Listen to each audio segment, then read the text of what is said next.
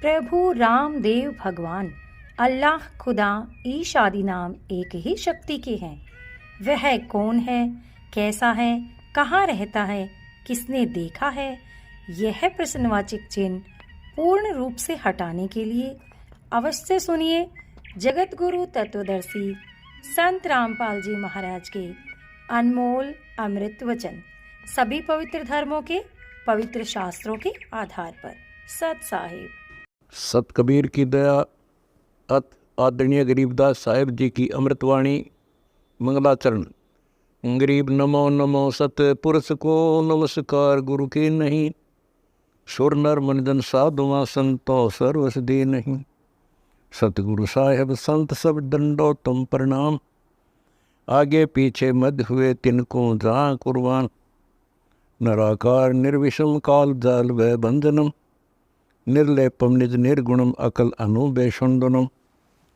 सोहम सुरति समाप्तम सकल समाना निर्तल, उज्ज्वल हिरंबर हर दमम बे पर वह अथा है, वार पार नहीं मध्यतम। अनाहद मंत्र सुखसलाद मंत्र, अजोख मंत्र बेसुन मंत्र, निर्वाण मंत्र थीर है। आदि मंत्र युगादि मंत्र, अजल अभंगी मंत्र, सदा सत्संगी मंत्र, लौलीन मंत्र गैर गंभीर है। सोहम सुभान मंत्र, अगम अनुराग मंत्र, निर्भय अडोल मंत्र, निर्गुण निर्बंध मंत्र, निश्चल मंत्र नेक है। गैबी गुलजार मंत्र, निर्भय निराधार मंत्र, सुमृत सुकृत मंत्र, अगमी अबंच मंत्र, अदली मंत्र अलेख है। फजलम फराक मंत्र, बिन रसना गुणलाप मंत्र, झिलमिल जहूर मंत्र, सर्वंग भरपूर मंत्र, सैलान मंत्र सार है। निरंकार गर्क मंत्र, तेज पुंज परख मंत्र, अदली अबंध मंत्र, अजप्पा निरसंद मंत्र, अविगत अनहद मंत्र, दिल में दीदार है। वाणी विनोद मंत्र, आनंद असोद मंत्र, कुर्सी करार मंत्र, अनबे उचार मंत्र, उज्ज्वल मंत्र अलेख है। साहिब सतराम मंत्र, साई निकाम मंत्र, पारक प्रकाश मंत्र, हीरंबर उल्लास मंत्र, मौले मलार मंत्र। और मैंने सारी सृष्टि की रचना की हुई है, लेकिन ये जीव, ये काल जो है मेरे प्राणियों को मेरे से दूर कर देता है, इनको तोड़ लेता है, खंड कर देता है, इनका नाम तुड़वा देता है। ये क्या कहते हैं कि अनंत कोटबाजी जहां मन रचे सकल ब्रह्मांड, और गरीबदास मैं के करूं यो काल करे जीव खंड। गरीबदास जी कहते हैं कबीर परमात्मा ने मुझे बताया कि भाई क्या करूं मैं, ये मेरी तो मानते नहीं, और एक कोई आके कान में फूक मार दे उसकी पक्की बात मान लेते हैं। तेरा गजब संसारी दी गल्ला चीने ना बूझे शब्द जो गहरे नू, और मुर्दों से ती प्रीत लगावे ना जाने सतगुरु मेरे नू। मुर्दों से ती जो कोई हठ योगी थे, संत साधु व मर गए, और किसी के थोड़ा बहुत लाभ हो भी गया, किसी एक छोटा मोटा, और क्योंकि वो पूर्व जन्म की कमाइयां थी,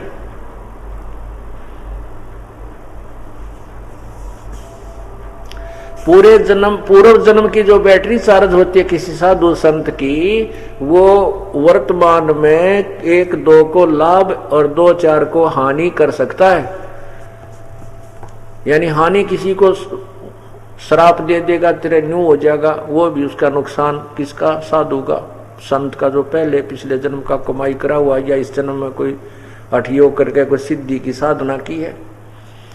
फिर वो मृत्यु को प्राप्त हो जाता है, वो साधु भूत बन जाता है, वो भूत बन जाता है, उसकी जहां वो सब दबाया जाता है वहां फिर वो वहीं चक्कर काटता रहता है।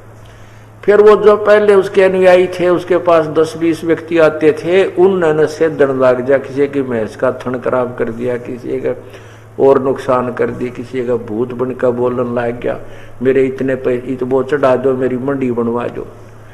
अब वो मंडी बन, उसका एक वो स्थान बना दिया 4 ईंट ला के, फिर धीरे धीरे नो कहना और बड़ा बनाओ, और बड़ा बना दिया। तो कहने का भाव है कि उन मरे पाछे उन मर्दों से ती प्रीत लगावे न जाने सतगुरु मेरे नू। उनको तो इतना प्यार तो पूज रहे हैं, जहां पर वो संत था कि तब मर गया, साधना ठीक करी नहीं, वो भूत बना फिर वहीं बैठा है और वहीं दुखी करता है।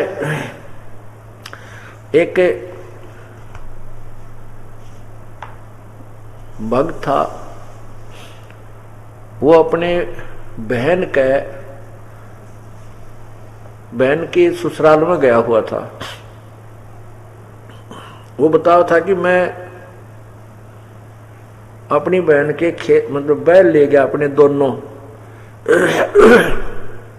और वहां बहन के खेत को जो है ना वो कुछ काम था उसका खेती करवाने का, और वो उसने संदेशा भिजवा दिया। मैं दोनों बैल लेकर चला गया, उसके कुछ जमीन को संवार के और बुआई करनी थी। तो वो कह रहा था कि मैं वहां खेत में बैलों से काम कर रहा था, फिर बैलों को प्यास लगी, वहां एक छोटी सी तलैया थी जोड़ी, वहां पानी पिलाने चला गया। वहां पर एक छोटा सा स्थान बना रखा, या किसी पीर की समाधि सी बना दिया करें, और वहां पर कोई इतना बड़ा एक धड़ी पक्का गुड़, 5 किलो पक्का गुड़ धर गया। बेली हुआ करती बहुत बड़ी बड़ी, एक 5 किलो का एक पेड़ा सा हुआ करता गुड़ का, वह धर रखी। तो मेरी नजर पड़ गई, मैंने वो उठा के गुड़ और वहां फोड़ के कुछ तो बैल नाती खवा दिया, कुछ आप खा लिया। अब रात्रि के समय मुझे थोड़ी सी देर में वहां एक दाढ़ी सी वाला सफेद सा आदमी इतनी दूर दिखाई, 4 फुट का, 4.5 फुट का होगा वो, बूढ़ी सी उम्र का, और लाल आंख करके ने बोला, तू तगड़े की शरण में था, ठाडे की शरण में ना, आज तन्ने भी तेरे बैला ने 3 वन मारूं, तो किसी तगड़े की शरण में है। अब उसने जब ये कहा, एक बार डर सा लग गया, फिर हिम्मत सी बंद गई। जब यू आप पढ़ रहे हैं तो यू करेगा कि तेरा, तो मैंने आकर अपनी बहन को बताई ये बात। वह बहन मेरे गेला नेरी लड़ी ने बोली, तो न मरण के काम कर दिए, वहां तो 3 में से 1 की मर गई, 2 बैल 1 के मर गए, उसका छोरा मर गया, और तो सारा गांव डर है। नो बोला उस दिन पाछे मेरा और दिल तगड़ा हो गया रह, इसे कुकर में भी हमारे भगवान तो डरे, अब हमने क्या चिंता है। तो कहते सिर पर साई संत सत्य है तो क्यों क्या बहरे। तो यहां परमात्मा ये बता रहे हैं कि मुर्दा सेती प्रीत लगाव न जाने सतगुरु मेरे नो, ऊंची थड़ियां खेती बोवे भूल गए निज डेरे नो, ये संसार समझदा नहीं कहंदा श्याम दोपहरे नो। ऊंची थड़ी, जैसे पहले जो है ना सिंचाई के साधन नहीं थे, आजकल तो ये फुहारे हो गए, फाउंटेन्स जो है ना इरिगेशन शुरू होगी, और नहरें भी बहुत होगी, ट्यूबवेल से भी सिंचाई होती है। उस समय नहीं थी जिसमें परमात्मा ने गरीबदास साहिब जी ने ये वाणी बोली है। तो उस समय के लोगों को और वर्तमान में भी समझा जा सकता। फॉर एग्जाम्पल होते हैं कि जैसे एक तो होती है डहर होती है, वो जमीन जो एक समतल होती है, लेवल्ड होती है, और कुछ नीचे स्थान पर होती है, और वो बहुत ज्यादा उपजाऊ होती है। ऊपर जैसे ऊंची वर्षा होती है, ऊंचे खेतों का पानी भी आकर उस डहर में सिंचाई करता था। वर्षा बहुत कम होया करती थी पहले, तो डहर जो क्षेत्र होता था, खेत होता था, उसमें गेहूं फसल जो भी बीजते थे वो बहुत ज्यादा होती थी। एक ऊंचा सथल होता था जिसको थली बोलते, थली ऊंचे सथल को, तो वहां कोई बिजाई कर भी दे तो या तो वर्षा होगी तो भी बहुत कम उपज होती है। कहने का भाव ये है, यदि डहर के अंदर 1 एकड़ में 50 मन गेहूं हो तो वहां तो ऊपर तो कतिये ना हो, जो बोदे तो थोड़े बहुत हो भी जावे, बहुत कम। कहने का भाव ये है कि हम अपने मूल परमात्मा को, उस पूर्ण परमात्मा को, समर्थ भगवान को भूल के हम इन ऊंची थड़ियों पर यानी डहर को छोड़कर अपने डहर को भूल चुके हैं, ऊंची थड़ियों पर बुआई करके निर्धन हो चुके हैं।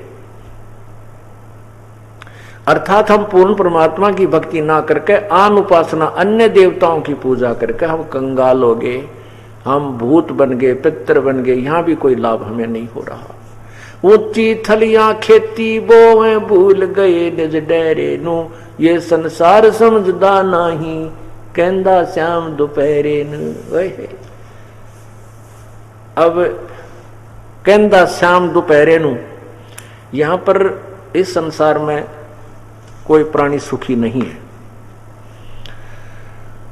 और हमने कितना सुख मान रखा है। जैसे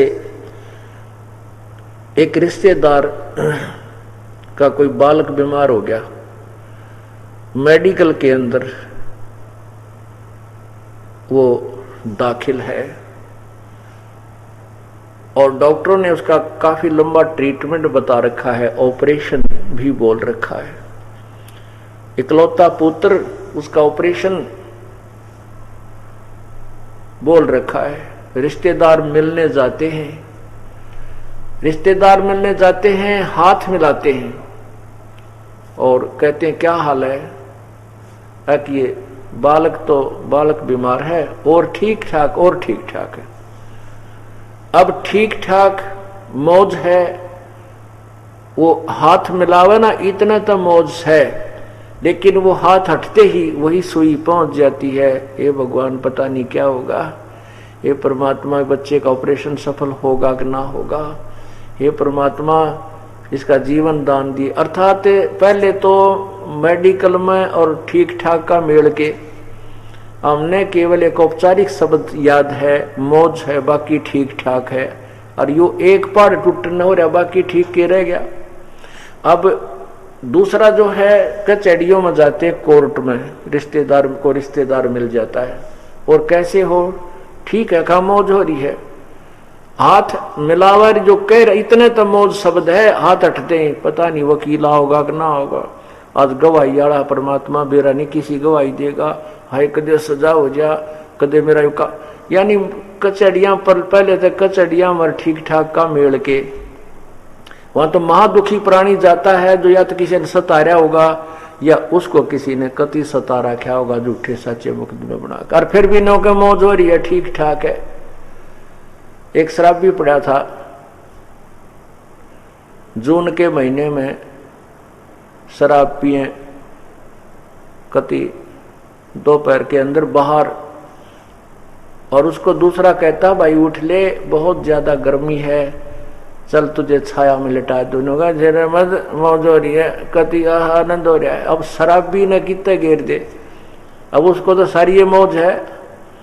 तो इस प्रकार हमारे काल ने नशा कर रखा है, और हमने ये भयंकर जो कष्ट हमारे ऊपर हैं, इनको भी हमने बस मौज में गिन रखा है।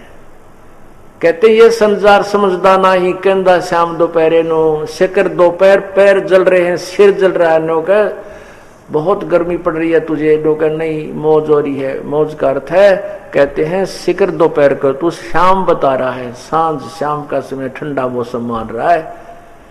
ये संसार समझदा नहीं कहंदा श्याम दोपहरे नो, और फिर क्या बताते हैं, श्वेत छतर सिर मुकुट विराजय, सतलोक में परमात्मा विराजमान है, पूर्ण ब्रह्म एक सफेद गुम्मट के अंदर, और सिर के ऊपर परमात्मा के सफेद ही एक मुकुट है, बहुत सुंदर। और कहते देखत ना उस चेहरे नु, अर्थात सत भक्ति करके उस भगवान के पास नहीं चल पा रहे सतलोक में, और गरीब दास ये वक्त जात है, रोवोगे इस पैरे नु। क्या बताते हैं कि गरीब दास ये वक्त जात है, रोवोगे इस पैरे नु, ये मनुष्य जीवन, और इसमें परमात्मा की भक्ति नहीं की, ये समय हाथ से छूट गया, फिर कुत्ते गधे अपने के ऊपर न मुंह कर, कहते रोया करोगे इस समय को, इस वक्त को, इस वक्त को रोया करोगे जो ये हाथ से छूट गया, परमात्मा की भक्ति नहीं की मनुष्य जीवन प्राप्त करके। उस समय को याद दिलाते हुए कहते हैं गरीबदास ये वक्त जाता है, ये समय आपका जा रहा है, रोगे इस समय को याद करके, फिर कुछ नहीं बन पाएगा। क्या बताते, मत दे दी है बालम याणे नू, मत दे दी है बालम याणे नू, मत दे दी है बालम याणे नू, मत दे दी है बालम याणे नू, मत दे दी है बालम याणे नू, मत दे दी है बालम याणे नू। गीता और भागवत बड़े ना समझे शब्द ठिकाने नू, गीता और भागवत पढ़त है नहीं बूझे शब्द ठिकाने नू। मन मथुरा दिल द्वारका नगरी कहा करे बरसाने नू, मत दे दी है बालम याणे नू, मत दे दी है बालम याणे नू, मत दे दी है।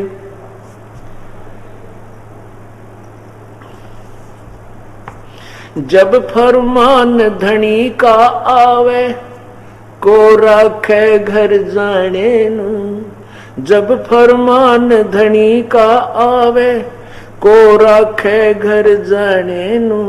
जा सतगुरु का शरणा लीजे जो मेटे जम तलबाने नू। जा सतगुरु का शरणा लीजे जो मेटे जम तलबाने नू। मत दे दी है बालम याणे नू, मत दे दी है बालम, मत दे दी है बालम याणे नू, मत दे दी है बालम याणे। उत्तर दक्षिण पूरब पश्चिम फिर दाने दाने नू। उत्तर दक्षिण पूरब पश्चिम यू फिर दाने दाने नू। सर्व कला सतगुरु साहिब की हरि आए हरियाणे नू। सर्व कला सतगुरु साहिब की हरि आए हरियाणे नू। मत दे दी है बालम, मत दे दी है बालम याणे नू, मत दे दी है बालम याणे। जम किंकर दा राज कठिन है यो ना छोड़े राजा राणे नू। जम किंकर का राज कठिन है ये नहीं छोड़े राजा राणे नू। या दुनिया दा जीवन झूठा भूल गए मर जाने नू। या दुनिया दा जीवन झूठा भूल गए मर जाने नू। मत दे दी है बालम याणे नू, मत दे दी है बालम, मत दे दी है बालम याणे नू। मत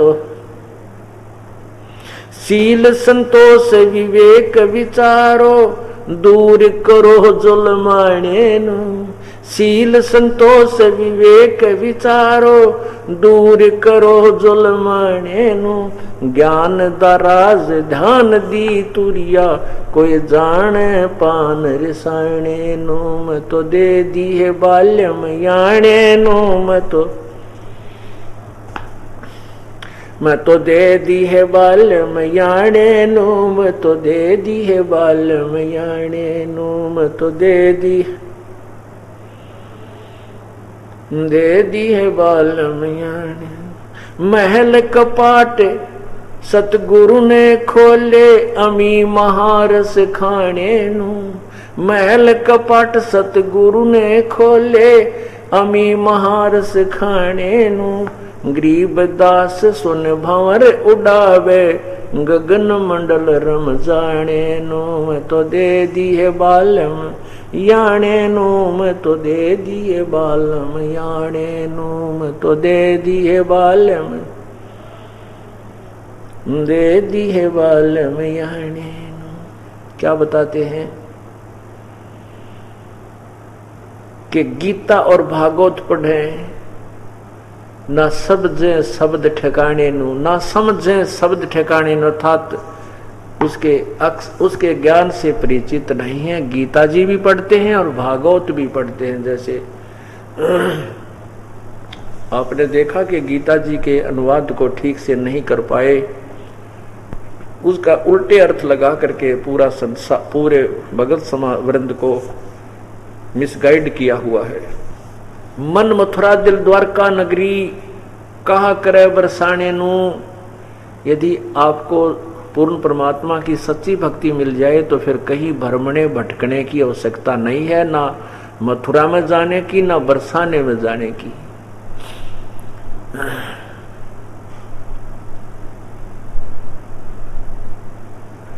क्या बताते हैं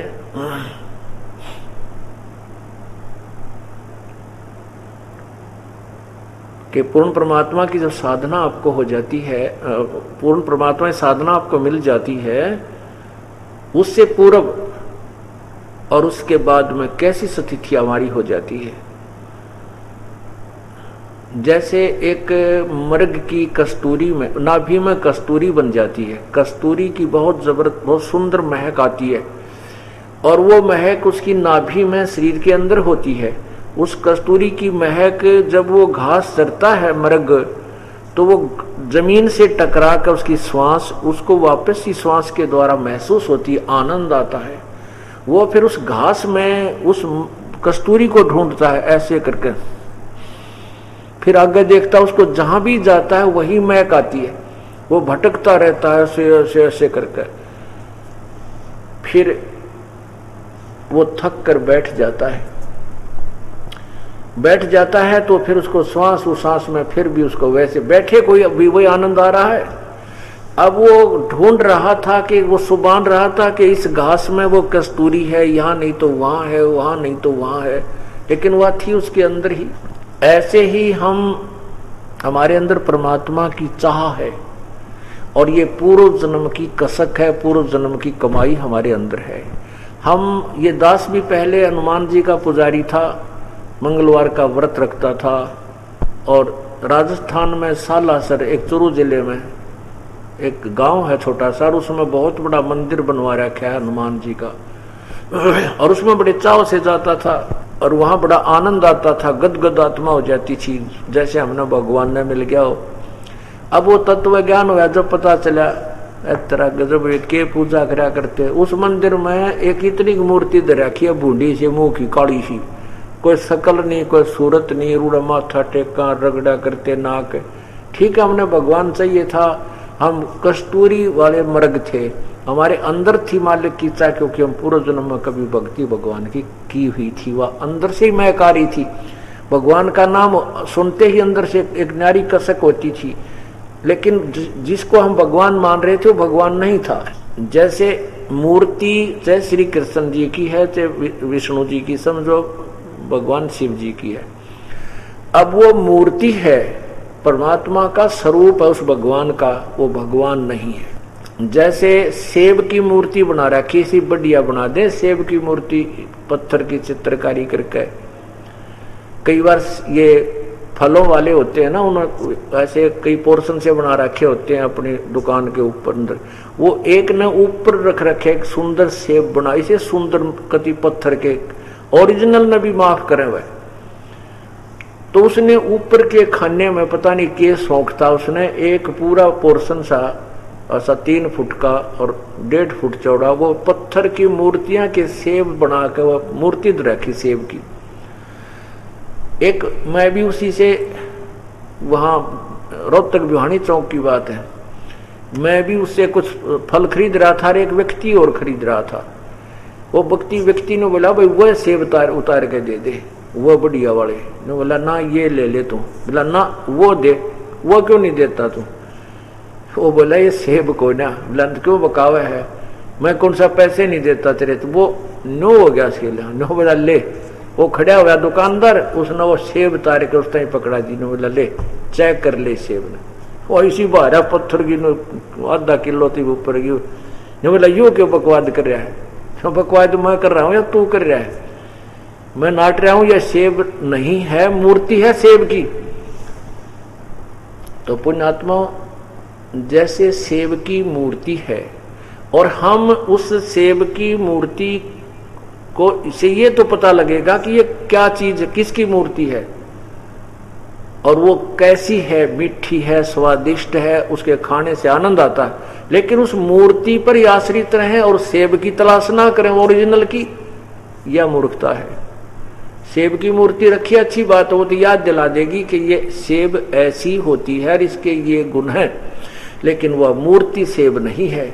मूर्ति में सेब वाला आनंद नहीं है, वह पेट नहीं भरेगी, वो टेस्ट नहीं दे सकती। ऐसे ही प्रभु परमात्मा राम कृष्ण विष्णु शिव जी की जो मूर्ति है चाहे चांदी की बनवा रखी है, वो भगवान नहीं है, उसमें भगवान वाले गुण नहीं है। उस चांदी की मूर्ति वाले भगवान को ढूंढना पड़ेगा, तलाश करना पड़ेगा, उससे सुख मिलेंगे। अब जैसे सेब की मूर्ति देख ली, सेब मिले कैसे? पहले मजदूरी कर और 10-20 रुपए जेब में डाल और फिर जा बाजार में जाते सेब खा। ऐसे ही हमने परमात्मा की प्राप्ति करने के लिए उस यथार्थ मंत्र की कमाई करनी पड़ेगी, सतनाम की, और फिर आनंद लिए उस भगवान के। तो सिर्फ इतना कहा है, मूर्ति को बुरा नहीं बताया, मूर्ति के ऊपर ही आश्रित रहने से उसी को भगवान मानकर अपना जीवन बर्बाद करने को कबीर परमेश्वर ने मना किया है। इतना क्या कहते हैं, मन मथुरा दिल द्वारका नगरी, कहा करे बरसाने नो, जब फुरमान धनी का आवे को राखे घर जाने नु। जब फुरमान धनी का आया कौन राखे घर जाने नु, जा सतगुरु का सरना लीजे जो मिटे जम तलबाने नु। कहते हैं जब ये जो पूजाएं तू कर रहा ना, जिन भगवान की मूर्ति ले रखी हुई है, राम की, कृष्ण की, विष्णु की, शिव की, ये भगवान है, इनकी पूजा जो तू कर रहा है ये तेरे कर्म के दंड को नहीं मिटा सकते। तेरी मौत आवेगी तो ये नहीं रोक सकते उस मृत्यु को। जैसे अभिमन्यु की मृत्यु को श्री कृष्ण नहीं रोक सका, जबकि उनका सगा भांजा था, सुभद्रा जी रो रही थी, सगी बहन रो रही थी, खुद भगवान दुखी हो रहे थे और पांडवों का, रिश्तेदारों का कुल नाश हो रहा था, श्री कृष्ण जीवित नहीं कर सका। तो यहां ये बताना चाहते हैं कि जब फुरमान धनी का आया कौन रखा घर जाने को, जब ऊपर से आदेश होगा कि इस घर के सदस्य की उसके मृत्यु होगी, जो वो पुजारी है जिन भगवान, वो भगवान उसको रोक नहीं सकते। कहते हैं जा सतगुरु का शरणा लीजे जो मिटे जम तलबाने नु। ऐसे सतगुरु पूर्ण परमात्मा के नुमाइंदे संत की शरण में जा, जो तेरी मौत आ जाए उसको भी कह दे यमदूतों के भाग यहाँ से, ये मेरा भक्त है, अब इसको और जीवन दान देना है मैंने, तुम भाग जाओ यहाँ से। ऐसे यहाँ पर भी आपको लाखों की संगत है और इसमें भी कई हजार प्रमाण आपको गिनवाए जा सकते हैं कि कैसे कैसे परमात्मा ने हमारे बच्चों की, अपने बच्चों की आयु में वृद्धि की है, अपने कोटे से दी है।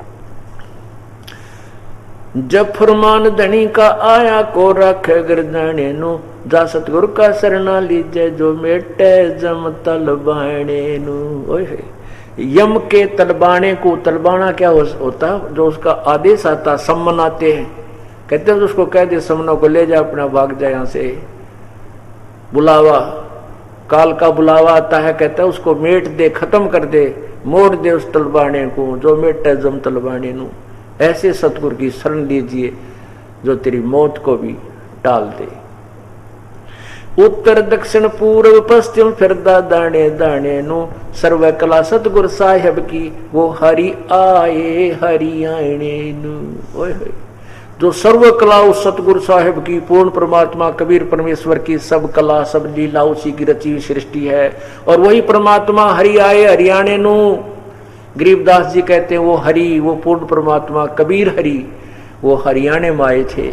पुण्यात्माओं, हरियाणा प्रांत सन 1966 में बना है और ये वाणी सन 1730 में बोली गई थी, और परमात्मा सन 1727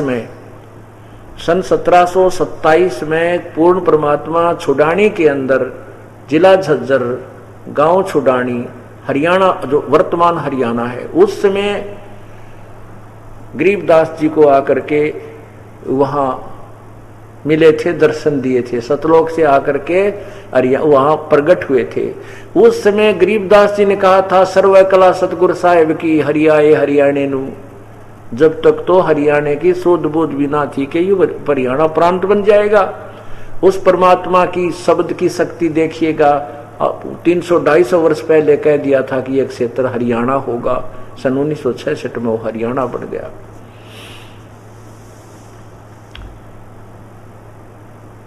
वो परमात्मा कहते इस हरियाणा में आए, इसलिए इसका नाम भी हरियाणा पड़ गया इस क्षेत्र का। हरियाणा, हरियाणा भगवान का आने वाला क्षेत्र जहां प्रभु आया हो उसको हरियाणा कहते हैं।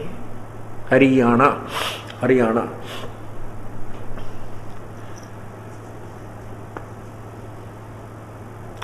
जमकिंकर का राज कठिन है, ना छोड़े राजा रानी नु।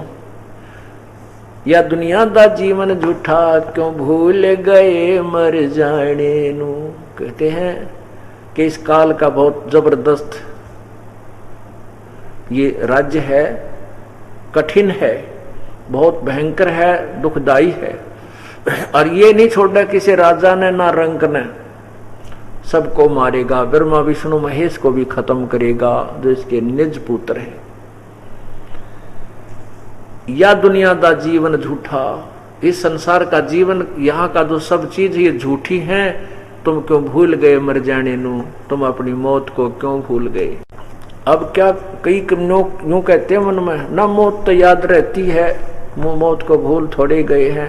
नहीं, उस याद रखने में और जैसे संत चाहते हैं ऐसे याद रखने में दिन रात का अंतर होता है। एक बाबा जी बहुत सिद्ध पुरुष था, उसके विषय में ये जानकारी क्षेत्र में एक चर्चा थी कि वो भूत भविष्य की तुरंत बता देता है। एक सेठ, बहुत बड़ा सेठ था, पैसे वाला, धार्मिक भी था, और उस संत के आश्रम में जाता था। कभी दूध का लोटा ले जाता, कभी फलों की टोकरी नौकरों से दरवा ले जाता, रखाता, कभी वैसे 1-2 किलो फल ले जाता। तो वहां क्या देखता कि वो साधु जो था, संत था, वो पतला दुबला सा था। वो सेठ अगर कहता उस संत को कि महात्मा जी आप बहुत दुर्बल हो, कुछ खाया पिया करो। वो महात्मा जी बोला भाई मेरा तो खाया पिया नहीं जाता। सेठ बोला क्यों, कोई तकलीफ आपको, बीमारी है, आपको कोई रोग है क्या। बोला ना, रोग तक को नहीं। फिर खाया क्यों नहीं जाता कि भाई मुझे मौत दिखाई देती है, मुझे मौत दिखाई दे रही है अपनी, इसलिए यहाँ घना ज्यादा ना दूध पिया जाता, ना ये ज्यादा फल खाए जाते, बस बेरुचि से कभी थोड़ा बहुत खा लेता हूँ। कहने लगे फिर मौत क्या अभी निकटतम भविष्य में ही आपकी मृत्यु है क्या।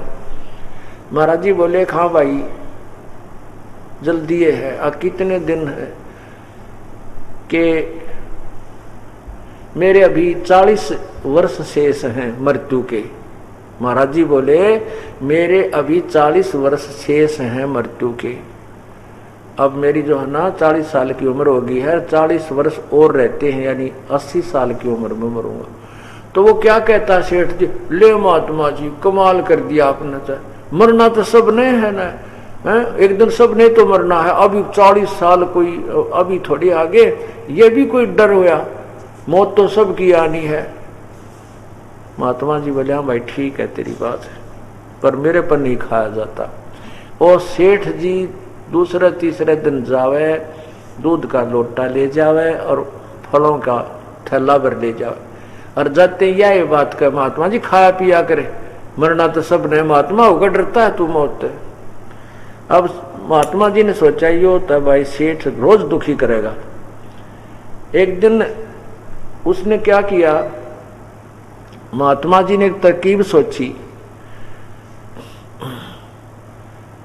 उस महात्मा का मित्र एक राजा था उसी नगरी का, उसका सेवक था। राजा से कहा कि आप उस अमुक सेठ को फांसी की सजा सुना दे और उसको बंद कर दे जेल में, कोठड़ी में, और उसके पास दूध का लोटा 2-3 लोटे दूध के डेली दरवा दिए और 5-4 किलो फल हर प्रकार के उसके पास रखे रहने चाहिए। भाई वो सेठ है, कदे भूखा रह जा, बाकी फांसी तोड़ना नहीं है, फांसी की सजा सुना दी तो इसने, और 1 महीने का 30 दिन का टाइम रख दिया कि उस दिन तुझे फांसी दी जाएगी। अब राजा ने तो गुरुदेव का आदेश पालन करना था। अगले दिन सिपाहियों से उस सेठ को गिरफ्तार करवा लिया और फांसी की सजा सुना दी कि तूने एक मर्डर कर रखा है, वो इसलिए तुझे आज से 30 दिन बाद उस दिन फांसी तोड़ दिया जाएगा। जो भी तारीख दर दी वह चैत उतरते की 14 दर दी, चैत उतरते की 14 को तुझे फांसी चढ़ाया जाएगा। और उसके पास रोजाना ताजे फल रख दें और 1-2 लोटा दूध रखा है। अब महात्मा जी गए राजा के पास 15 दिन 16 दिन पीछे। 15-20 दिन के बाद जब महात्मा जी राजा से मिलने के बहाने एक बहाना सा करके गए, सेठ ने देखा ये तो वो महात्मा है जो जिसके पास मैं जाता था और ये राजा का मित्र है। उसने कहा महाराज जी राम राम, महाराज जी राम राम। महाराज जी ने देखा भाई कौन है रे तू, कौन सा है? अक जी मैं वो सेठ हूँ, मैं वो सेठ है वो फलाना। अक भाई आप तो बहुत दुर्बल हो गए, यहाँ कैसे क्या बात होगी? अक महाराज जी मैं निर्दोष कति और मेरे को फांसी की सजा सुना दी, मेरी जान बचा दो। न्यू बोला रहा फांसी वाली बात तो देखी जा, पर तू इतना माड़ा क्यों कर हो गया, इतना दुर्बल कैसे हो गया? अरे ये सेब दरे तेरे द्वारा, आम रखे, केले दर रखे और दूध के लोटे भरे, बेटा खा पी लिया कर, मरना तो सब ने। नहीं महाराज जी कति मुंह गानी भी ना करा जाता, कति नहीं खाया जाता, मन तो आप चैत उतरते की 14 दिखाई दे। तो न्यू बोला रहा बेटा अब मेरा बेटा मौत के ऊपर दिखा करे हैं, फिर न मरना है कि नो महाराज जी क्या क्या बात है, खाते पीते। आज तने जो 14 दिन शेष दिखाई देते हैं, मुझे वो 40 वर्ष के बाद वाला दिन भी आज ऐसे ही नजर आ रहा जैसे तुझे या 14 दिखाई दी है। बेटा तुम नादान हो, हम संत हैं, हमें वह मौत दिखाई देती है। परमात्मा कहते मौत बिसारी बावले इतना अचरज किया कौन, ये तन माटी में मिल जाएगा जो आटे में लौन। यहाँ गरीबदास साहब जी कह रहे हैं जम किंकर दा राज कठिन है, ना छोड़े राजा राणे नु, या दुनिया दा जीवन झूठा भूल गए मर जाने नु। उस मरने वाले दिन को भूल गए तुम, अभी फूले फूले फिरते हो, ना जाने वो कब किस कारण से वो दिन आ सकता है। परमात्मा को के साथ साथ वो जाने का दिन भी याद रखना चाहिए। क्या बताते हैं, जैसे कोली रे जा बुने और बुनते आवे ओढ़े, ऐसे लेखा मौत का कुछ दौड़ सके तो दौड़े। कोली कहते हैं जुलाहे को। जुलाहा जैसे एक बहुत लंबा कपड़ा बुनता है, रेजा बुनता है, उसको कितने बारीक तार होते हैं, एक एक तार ऐसे डालता डालता डालता, देखो कितने, और इतना लंबा वो वस्त्र तैयार करके उसका भी एंड आ जाता है, अर्थात वो भी पूरा हो जाता है।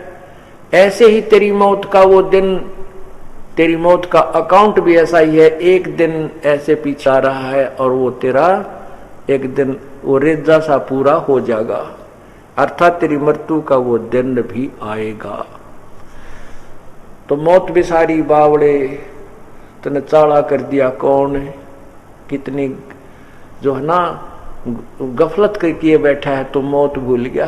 और मौत भूल के ही हम सारी गलतियां करते हैं।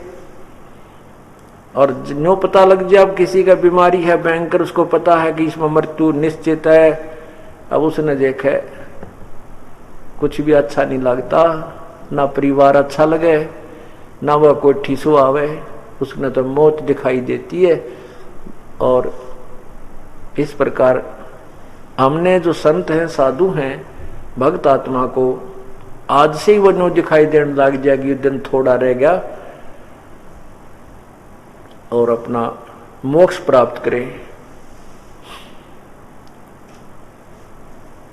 इसके लिए कहते हैं कुछ दौड़ सके तो दौड़, कबीर साहब कहते समझा है तो सिर दर पाओ बहोर नहीं रे ऐसा दाओ। ओए होए, यदि तेरे ये बात समझ में आ गई कि मनुष्य जीवन बार बार नहीं मिलता और मनुष्य जन्म मिल गया तो परम संत नहीं मिलता।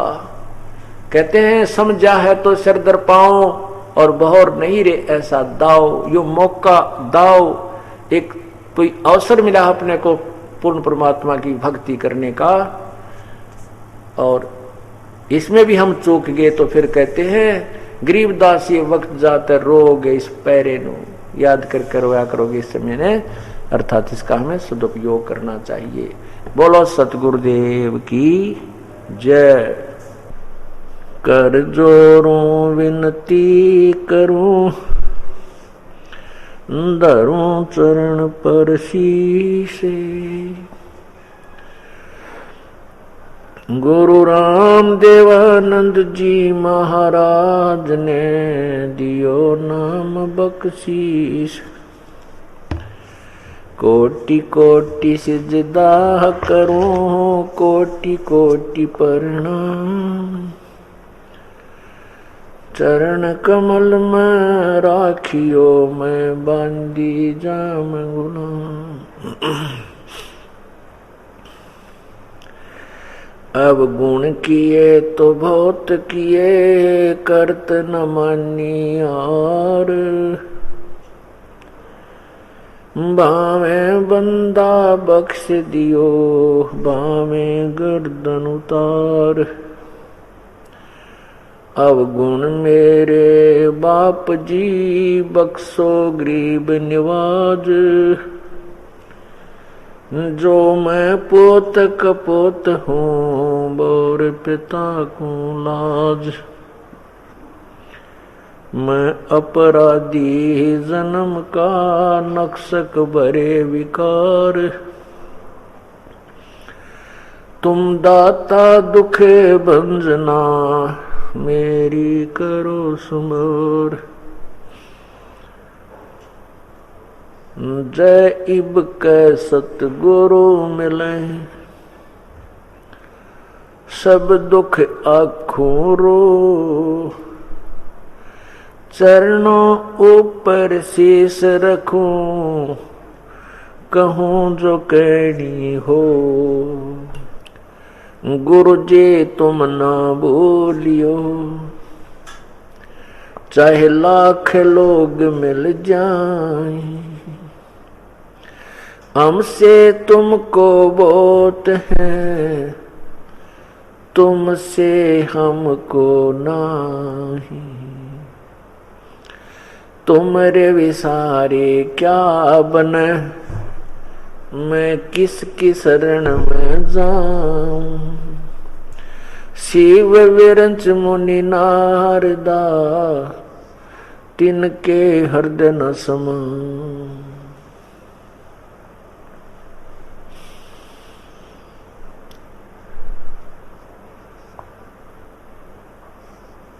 बंदे तो कर बंदगी, जे चावे दीदार। अवसर मनुष्य जन्म का भाई, मिले न बारंबार।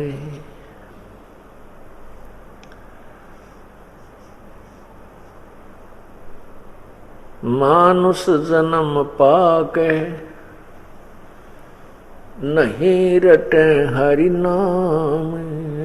जैसे कुआ जल बिना फिर, बनवाया किस काम। परमपिता परमात्मा कबीर देव कबीर साहेब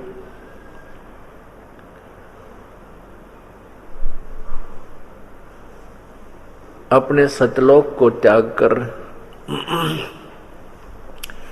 यहाँ काल के लोक में आते हैं। भक्ति मार्ग से भ्रमित पुण्य आत्माओं को वो तत्व ज्ञान कराते हैं जिससे इस जीव का कल्याण होता है। यहाँ का जो राजा है, जो यहाँ का मालिक है, स्वामी है, प्रभु है, वो ज्योति निरंजन जो ब्रह्म है, वो नहीं चाहता कि इन प्राणियों को अपने पिता का ज्ञान हो जाए। कौन? पूर्ण परमात्मा। मनुष्य जीवन अनमोल है, इसे ऐसे ही व्यर्थ न गवाएं। जगत गुरु तत्वदर्शी संत रामपाल जी महाराज से नाम दीक्षा लें और अपना कल्याण कराएं। ऐसे ही आध्यात्मिक वीडियो देखने के लिए हमारे चैनल गुरु गोविंद चैनल को सब्सक्राइब करें। बोलो सतगुरु देव की जय।